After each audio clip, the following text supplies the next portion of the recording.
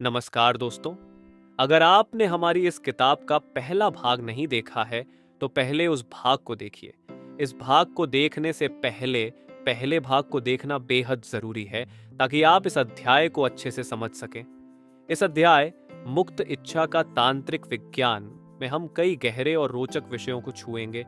मुक्त इच्छा और आदतें, यह जानना कि हमारी इच्छा शक्ति और हमारी आदतों का गहरा संबंध है और किस प्रकार मुक्त इच्छा को समझकर हम अपनी आदतों को नियंत्रित कर सकते हैं।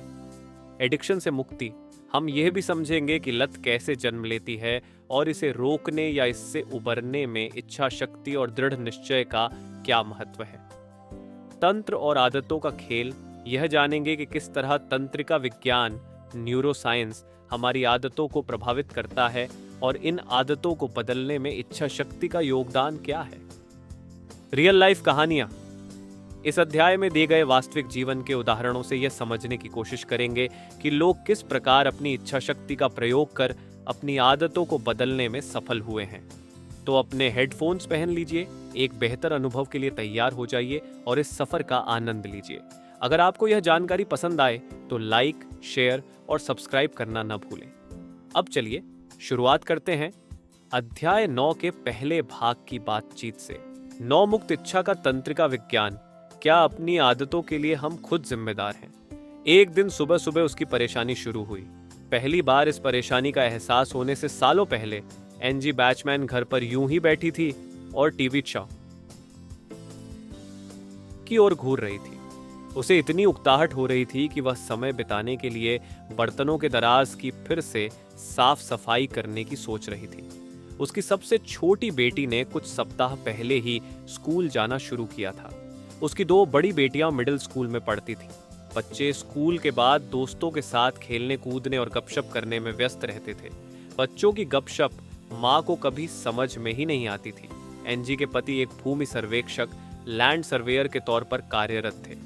वे आमतौर पर सुबह 8 बजे काम पर निकल जाते और शाम 6 बजे के बाद ही वापस घर आ पाते। एनजी ने 19 साल की छोटी उम्र में शादी कर ली थी और 20 की होते होते वह गर्भवती भी हो गई थी। बच्चे होने के बाद उसका समय बच्चों का लंच तैयार करने, सबको खुश रखने और घर चलाने में बीत रहा था। पति के ऑफिस जाने और बच्चों के स्कूल जाने के बाद एनजी पूरा दिन घर पर अकेले रहकर उकता जाती थी। पर शादी के इतने सालों बाद आज पहली बार उसे इतना अकेलापन महसूस हो रहा था। जब वह हाई स्कूल में पढ़ती थी तो उसकी सहेलियां उसकी तारीफ करते हुए कहा करती थीं कि वह इतनी सुंदर है कि भविष्य में एक सफल मॉडल बन सकती है।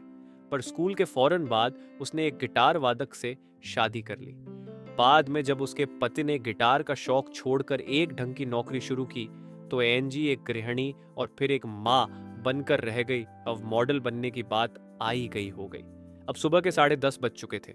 उसकी तीनों बेटियां स्कूल के लिए निकल चुकी थीं। पति पहले ही ऑफिस जा चुके थे और अब एजी रसोई की दीवार पर टंगी घड़ी को एक कागज से ढकने में लगी हुई थी ताकि वह हर 3 मिनट में घड़ी की ओर देखने की अपनी आदत से बच सके। उसे समझ में नहीं आ रहा था कि इसके बाद समय बिताने के लिए उसे क्या करना चाहिए। उस दिन उसने खुद से एक वादा किया, अगर वह दोपहर होने तक पागल नहीं हुई या फ्रिज में रखा केक खाने से खुद को रोकने में सफल रही तो वह घर से कहीं निकल जाएगी और कुछ ऐसा करेगी जिसमें उसे आनंद आए।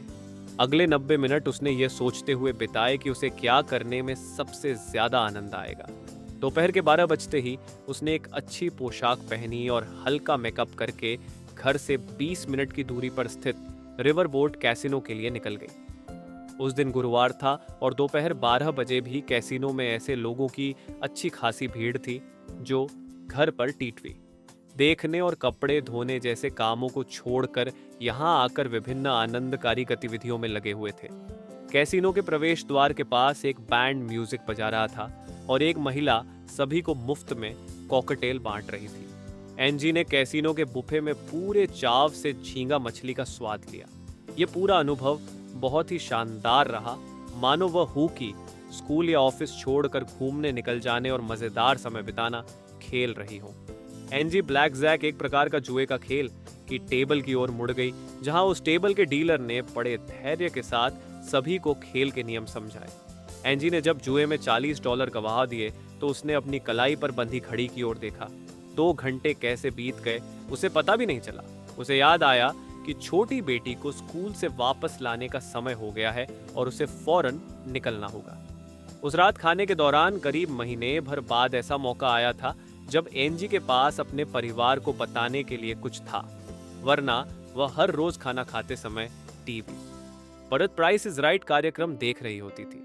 वह इस कोशिश में रहती थी कि इस कार्यक्रम में हिस्सा लेने वाले प्रतियोगी पहले ही उसमें दिखाए गए सामान की सही कीमत का अनुमान लगा ले।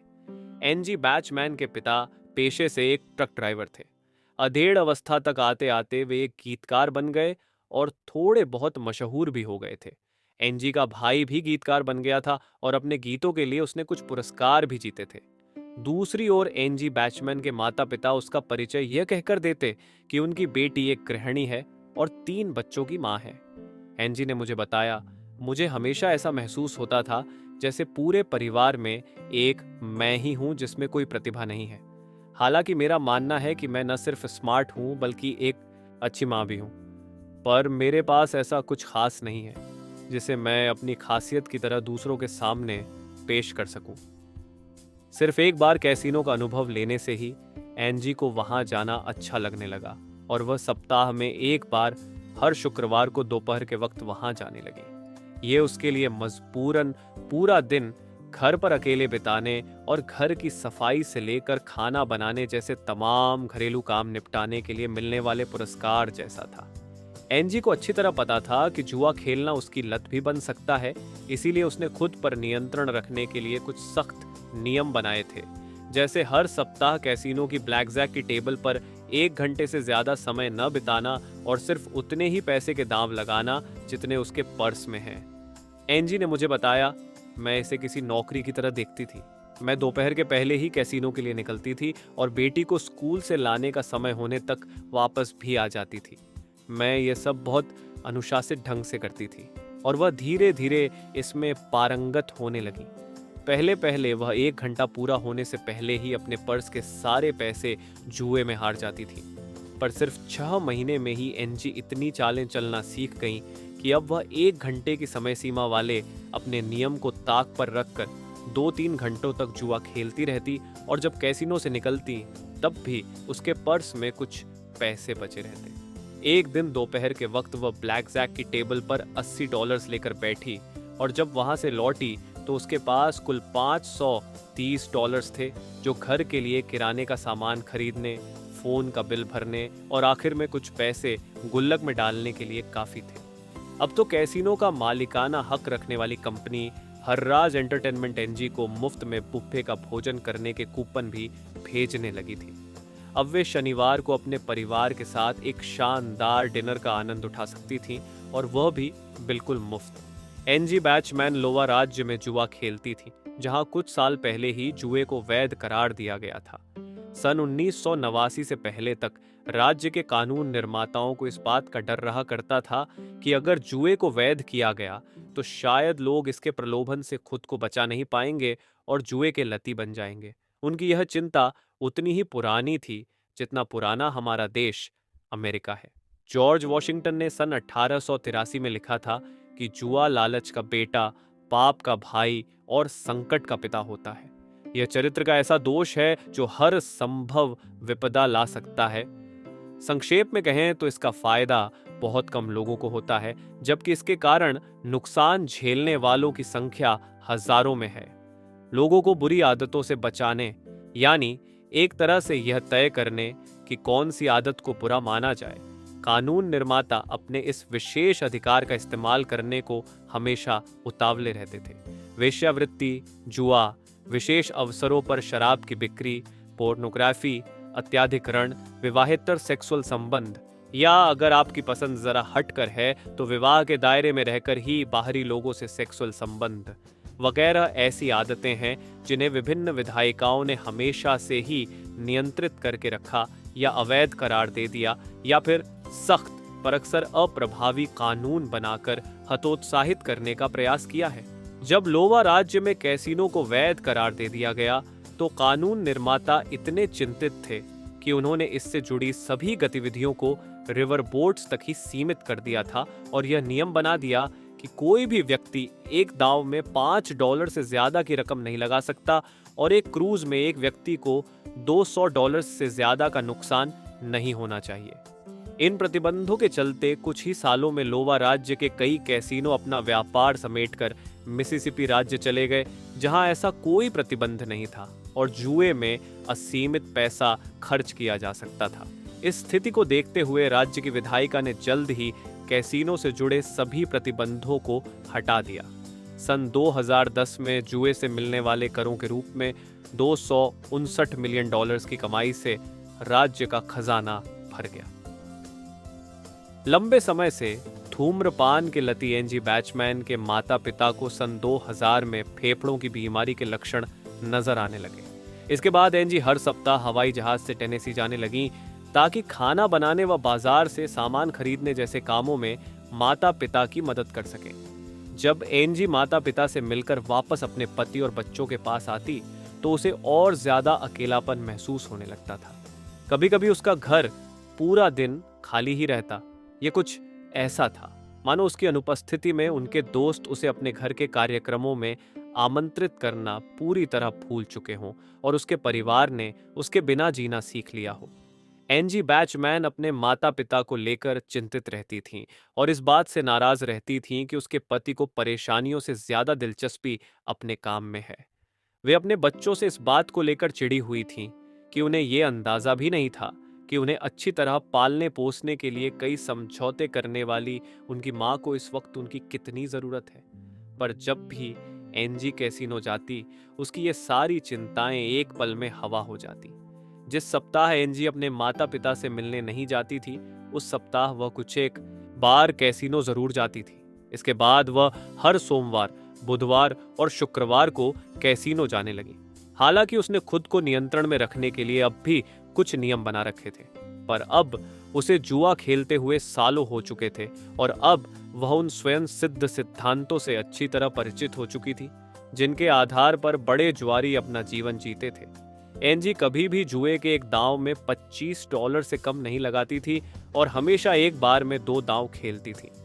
उसने मुझे बताया, छोटी रकम के मुकाबले बड़ी रकम वाली टेबल पर खेलने से जीतने की संभावना बढ़ जाती है।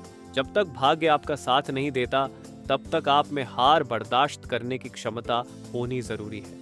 मैंने ऐसे लोग भी देखे हैं जो $150 लेकर कैसीनो आते हैं और लौटते समय उनके पास $10,000 होते हैं। मैं जानती थी कि अगर मैं अपने नियमों का पालन करती रहूं, तो मैं भी इसी तरह ढेर सारे पैसे जीत सकती हूं। मैंने खुद को काबू में रखा हुआ था। अब वह इसमें इतनी पारंगत हो चुकी थी कि उसे यह सोचने की जरूरत नहीं पड़ती थी कि उसे ताश का एक और पत्ता उठाकर देखना चाहिए या अपने दांव की रकम बढ़ाकर 2 गुनी कर देनी चाहिए। अब एंजी स्वतः ही सब कुछ करती थी, ठीक वैसे ही जैसे एमनीशिया के रोगी यूजीन पॉली ने आखिरकार सही गत्ते वाला आयत उठाना सीख लिया था। यह सन 2000 की बात है, जब एक दिन एंजी बैचमैन कैसीनो से घर लौटी तो उसके पर्स में $6,000 थे जो उसने जुए में जीते थे। ये पैसे 2 महीने तक घर का किराया देने और सारे क्रेडिट कार्ड बिलों का भुगतान करने के लिए काफी थे। इसी तरह एक दिन वह $2,000 जीत कर घर लौटी। हालांकि कभी कभी एंजी को जुए में हार का सामना भी करना पड़ता था, पर खेल में हार जीत तो लगी ही रहती है। अक्लमंद जुआरियों को अच्छी तरह पता होता है कि ऊपर उठने के लिए कभी कभी नीचे भी गिरना पड़ता है। आखिरकार हर्राज एंटरटेनमेंट ने एनजी को क्रेडिट की सुविधा भी दे दी ताकि जुआ खेलने के लिए उन्हें ढेर सारा कैश खुद लेकर ना आना पड़े। अन्य जुआरी एनजी के साथ खेलने के मौके तलाश एक जुए के खेल में कैसीनो को हराने की बात पर विश्वास करना किसी को भी तर्क से परे लग सकता है। हालांकि नियमित रूप से जुआ खेलने वाले जानते हैं कि लगातार जीतना संभव है, खासकर ब्लैकजैक जैसे खेल में। उदाहरण के लिए पेंसिल्वेनिया स्थित बेंसलेम के डॉन जॉनसन ने ब्लैकजैक में ही 2010 में 6 महीने की अवधि में कथित रूप से $15.1 मिलियन जीते थे। इसके बावजूद जुए के खेल में एक तरह से हमेशा कैसीनो ही जीतता है, क्योंकि अधिकतर जुआरी जिस तरह दांव लगाते हैं उससे उनके जीतने की संभावना बढ़ नहीं पाती और अधिकतर लोगों के पास इतना पैसा भी नहीं होता कि वे 2-4 दांव हारने के बाद भी खेल जारी रख सकें। अगर कोई जुआरी इस खेल के उन जटिल फॉर्मूलों और अंतरों को याद कर ले जो उन्हें दांव खेलने का मार्गदर्शन देता है, तो समय के साथ वह इसमें लगातार जीत भी हासिल कर सकता है। हालांकि अधिकतर खिलाड़ियों में न तो कैसीनो को मात देने लायक अनुशासन होता है और न ही उनमें गणित का हुनर होता है। करते रहते थे और अपनी टेबल छोड़कर उस टेबल पर आ जाते थे जहां एनजी खेल रही होती थी, क्योंकि एनजी इस खेल के हर पहलू को गहराई से समझती थी और उसके खेल में आत्मविश्वास साफ झलकता था। जब एनजी लंच के लिए बुफे की ओर जाती तो बुफे का होस्ट उसे लाइन में सबसे आगे बुला लेता। एनजी ने मुझे बताया, मुझे इस खेल की हर बारीकी पता थी। हो सकता है कि मेरी बात सुनकर आपको ऐसा लगे कि मुझे अपनी की लत का अंदाजा भी नहीं है, पर मेरी सिर्फ एक ही समस्या थी कि मैंने जुआ खेलना बंद नहीं किया, पर मेरे खेलने के तरीके में कोई कमी नहीं थी। जुए जैसे जैसे एनजी बैचमैन ज्यादा रकम जीतने या हारने लगी, स्वयं को नियंत्रण में रखने के लिए बनाए गए उसके निजी नियम लचीले होते गए। एक दिन एनजी मात्र 1 घंटे में $800 हार गई और फिर अगले 40 मिनटों में उसने $1200 जीत भी ली। इसके बाद एक बार फिर उसके भाग्य ने उसका साथ नहीं दिया और कुछ ही देर में वह $4000 हार गई। एक अन्य मौके पर एनजी सुबह सुबह $3500 हारी, पर दोपहर के 1 बजते बजते उसने $5000 जीत लिए और दोपहर खत्म होते होते एक बार फिर $3000 हार गए। कैसीनो के पास इस बात का पूरा रिकॉर्ड होता था कि एनजी ने कब कितने पैसे जीते या हारे। एनजी ने खुद इसका हिसाब रखना छोड़ दिया था। फिर एक बार ऐसा मौका आया जब एनजी के बैंक अकाउंट में बिजली का बिल भरने के भी पैसे नहीं थे। उस समय उसने अपने माता पिता से कुछ पैसे उधार लेकर काम चला लिया। कुछ दिनों बाद एनजी ने एक बार फिर उनसे कुछ पैसे उधार लिए। पहले महीने उसने $2000 उधार लिए थे और दूसरे महीने $2500। पर यह एनजी के लिए कोई बड़ी बात नहीं थी, क्योंकि उसके माता पिता पैसे वाले लोग थे। एनजी को कभी भी शराब पीने, ड्रग्स लेने या जरूरत से ज्यादा खाने जैसी कोई लत नहीं थी।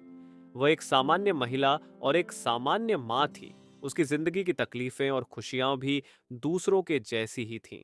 इसीलिए धीरे धीरे जुआ खेलने का उसका निजी आग्रह बहुत सशक्त हो गया था। जिस दिन वह कैसीनो में जाकर जुआ नहीं खेलती थी, उस दिन उसे चिड़चिड़ापन महसूस होता रहता था और किसी भी काम में उसका मन नहीं लगता था। वह हर समय कैसीनो में जाने के बारे में सोचती रहती थी। जब भी वह जुए में पैसे जीतती तो उसे अपने बारे में अच्छा महसूस होता था। ये सभी चीजें उसे लगातार जुए की ओर खींचती किस्म की सनसनी महसूस करने रहती थी। एनजी बैचमैन के लिए जुआ खेलना एक नए जैसा था और उसके लिए यह इतना अप्रत्याशित था कि उसे समझ में ही नहीं आया कि यह सनसनी कब एक गंभीर लत में तब्दील हो गई। जब यह समस्या उसकी जिंदगी के हर पहलू पर हावी होने लगी, तब जाकर उसे एहसास हुआ कि उसे जुए की लत लग गई है। अब जब वह पीछे मुड़कर इसके बारे में सोचती है तो उसे लगता है कि जुआ खेलने के उसके अलग अलग अनुभवों में आपस में कोई फर्क नहीं था। कभी कभी उसे इसमें बहुत मजा आता था और कभी कभी यह लत उसके नियंत्रण से बाहर हो जाती थी। सन 2001 आते आते एनजी बैचमैन हर रोज कैसीनो जाने लगी। जब भी पति से उसकी अनबन हो जाती या जब भी उसे लगता कि उसके बच्चों को उसकी फिक्र नहीं है, तो वह कैसीनो चली जाती। जुआ खेलते समय उसे एक ही समय में शून्यता और उत्साह दोनों ही चीजें महसूस होती थीं। अब उसे अपनी चिंताओं की भी फिक्र नहीं रहती थी। जब भी वह जुए में जीतती तो कुछ देर के लिए उसे बड़ा अच्छा महसूस होता और जब हारती तो उसे बस कुछ ही क्षणों तक हार का दुहक होता। इसके बाद वह अगले दांव में व्यस्त हो जाती। एक दिन जब एनजी ने अपनी माँ से एक बार फिर कुछ पैसे उधार मांगे तो उसकी माँ ने 2 टुक लहजे में कहा, तुम जुए के भरोसे जिंदगी में कुछ कर दिखाना चाहती हो। तुम हमेशा जुआ इसलिए खेलती रहती हो क्योंकि तुम लोगों का ध्यान आकर्षित करना चाहती हो। ऐसा कुछ नहीं था, मैं तो बस अपने बारे में अच्छा महसूस करना चाहती थी। एनजी ने मुझसे कहा, मेरी जिंदगी में यही एक ऐसी चीज थी जिसे करके मुझे लगता था कि मेरे अंदर भी कोई प्रतिभा है। सन 2001 की गर्मियां आते आते एनजी बैचमैन पर हर राज एंटरटेनमेंट का $20,000 का कर्जा हो गया। उसने अपने पति से कर्ज की बात छुपा कर रखी थी, पर जब उसकी माँ उसे बार बार उधार देने से मना कर दिया तो एनजी टूट गई और उसने अपने पति सामने सब कुछ कबूल कर लिया। उन्होंने फौरन एक वकील नियुक्त किया ताकि खुद को दिवालिया घोषित कर सके। इसके साथ ही एनजी के सभी क्रेडिट कार्ड निरस्त करवा दिए गए और फिर दोनों पति पत्नी एक कागज पेन लेकर बैठ गए ताकि भविष्य में एक जिम्मेदारी, द पावर ऑफ हैबिट। किताब को यहाँ तक सुनने के लिए आपका बहुत बहुत धन्यवाद। ये किताब आपको कैसी लगी हमें ज़रूर बताएं, और अगले भाग का इंतज़ार करना न भूलें जो जल्द ही आपके लिए आ रहा है। अगर आपको ये किताब अच्छी लगी हो तो वीडियो को लाइक करें, अपने विचार कमेंट में ज़रूर शेयर करें और हमारे चैनल को सब्सक्राइब करना न भूलें।